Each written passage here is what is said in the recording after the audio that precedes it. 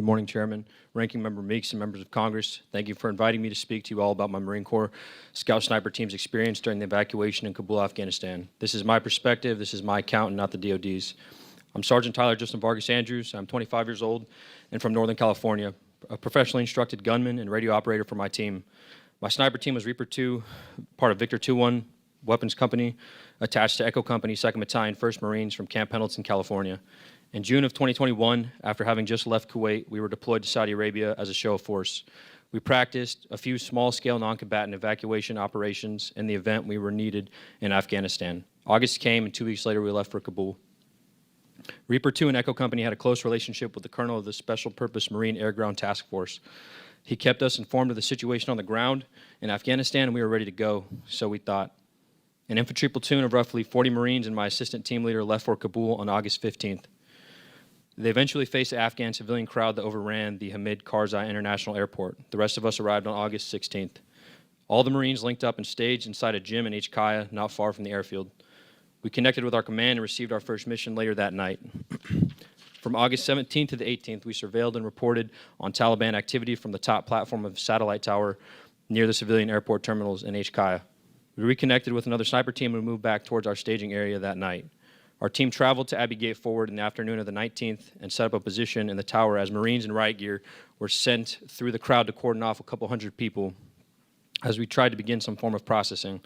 Hundreds of people came in waves surging through the gate multiple times, physically fighting us. Living out of our tower, we conducted 24/7 operations at the gate. The next 7 days were surreal. Nothing prepared us for the ground experience we were about to encounter. It was chaos, but we worked together to figure out the next best steps. Tens of thousands of people descended upon Abbey Gate. We were looking for anyone with a blue passport first and foremost. People were suffering from extreme malnutrition, dehydration, heat casualties, and infants were dying. Afghans were brutalized and tortured by the Taliban, flocked to us pleading for help. Some Afghans turned away from HKIA, tried to kill themselves on the razor wire in front of us that we used as a deterrent. They thought this was merciful compared to the Taliban torture that they faced.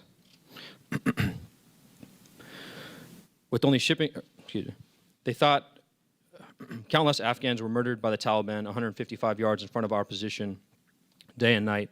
With only shipping containers between us, the Taliban would routinely murder people under our observation at their checkpoint. We communicated the atrocities to our chain of command and intel assets, but nothing came of it. The troops on the ground had to tirelessly work to control the crowds day and night. Department of State staff in HKIA would completely shut down processing Afghans every evening and into the morning, leaving ground forces with a nightmare. They did not work in reasonable rotations and very much presented an unwillingness to work in other situations as well. No matter our health or condition, the Marines stood watch and engaged in disorderly and dangerous crowds. State was not prepared to be in HKIA. In fact, State would not want to deal with the Afghans unable to be processed. Weakening the security of the perimeter, State would take us away from our mission to walk Afghans out to meet the fate of the Taliban, condemning them to death. The Taliban grew in numbers and strengthened their position around HKIA with gun trucks while having occasional visits by Taliban leadership. On August 22nd, an improvised explosive device, IED, probe took place down the canal running along the perimeter of HKIA. This was ISIS, or the Taliban, performing an IED test run. We reported this to our chain of command. Days later, we received word to be on the lookout for 2 vehicle-borne IEDs, described as a gold or white Corolla and a green Mazda convertible. Around 2 a.m. on August 26th, intel guys confirmed the suicide bomber in the vicinity of and nearing Abbey Gate, described as clean-shaven, brown-dressed, black vest, and traveling with an older companion. I asked the intel guys why he wasn't apprehended sooner since we had a full description. I was told the asset could not be compromised. Throughout the entirety of the day on August 26, 2021, we disseminated the suicide bomber information to ground forces at Abbey Gate. He was spotted somewhere from noon to 1 p.m. by myself, then Sergeant Charles Schilling, and another. The anomaly in the crowd, who was clean-shaven and fit the description exactly, traveling with an older gentleman. The individual was consistently and nervously looking up at our position through the crowd. The older of the two wore a black silky hijab that was covering his face most of the time. They both had obvious mannerisms that go along with who we believed him to be. They handed out small cards to the crowd periodically, and the older man sat calmly and seemingly coached the bomber. Over the communication network, we passed that there was a potential threat and an IED attack imminent. This was as serious as it could get. I requested engagement authority while my team leader was ready on the M110 semi-automatic sniper system. The response, leadership did not have the engagement authority for us. Do not engage. I requested for the battalion commander, Lieutenant Colonel Brad Whited, to come to the tower to see what we did. While we waited for him, psychological operations individuals came to our tower immediately and confirmed the suspect met the suicide bomber description. He eventually arrived and we showed him our evidence, the photos we had of the two men. We reassured him of the ease of fire on the suicide bomber. Pointedly, we asked him for engagement authority and permission. We asked him if we could shoot. Our battalion commander said, and I quote, "I don't know," end quote. Myself and my team leader asked very harshly, "Well, who does? Because this is your responsibility, sir." He again replied he did not know, but would find out. We received no update and never got our answer.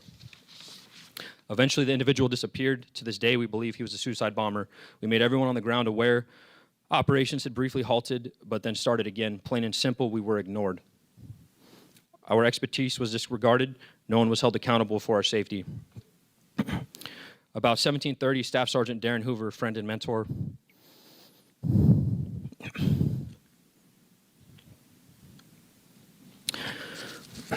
came to get me from the tower to go help find an Afghan interpreter in the crowd.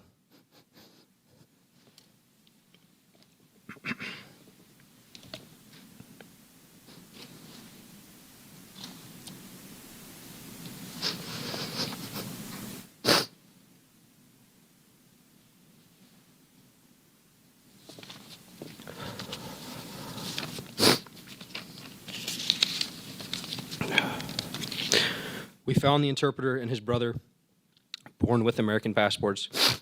They told us of 5 family members still in the canal. I stayed there waiting for the family members standing against a 2-foot canal wall. 10 minutes passed. Then a flash and a massive wave of pressure. I'm thrown 12 feet onto the ground, but instantly knew what had happened. I opened my eyes to Marines dead or unconscious lying around me.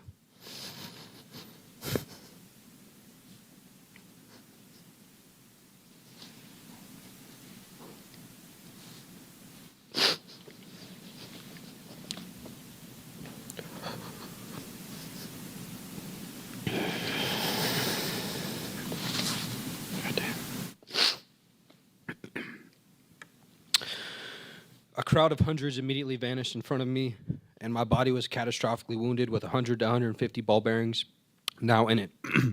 Almost immediately, we started taking fire from the neighborhood, and I saw how injured I was with my right arm, completely shredded and unusable. I saw my lower abdomen soaked in blood.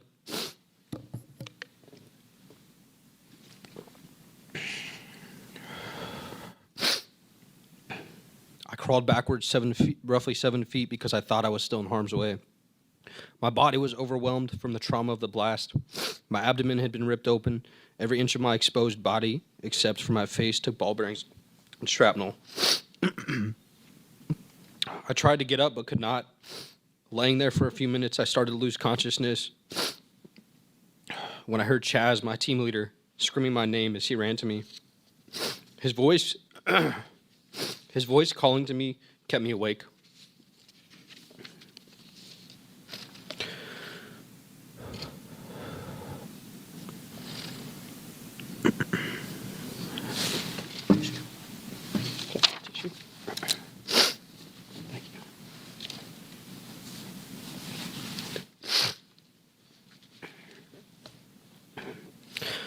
When he got to me, he dragged me to safety and immediately started triaging me, tying tourniquets on my limbs and doing anything he could to stop the bleeding and start plugging wounds with the help of the other Marines.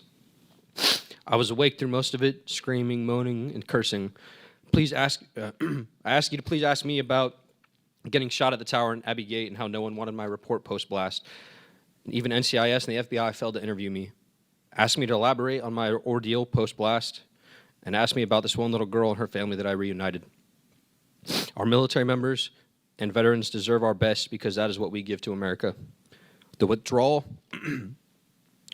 was a catastrophe in my opinion, and there was an inexcusable lack of accountability and negligence. The 11 Marines, 1 sailor, and 1 soldier that were murdered that day have not been answered for. Thank you for giving me this opportunity to speak.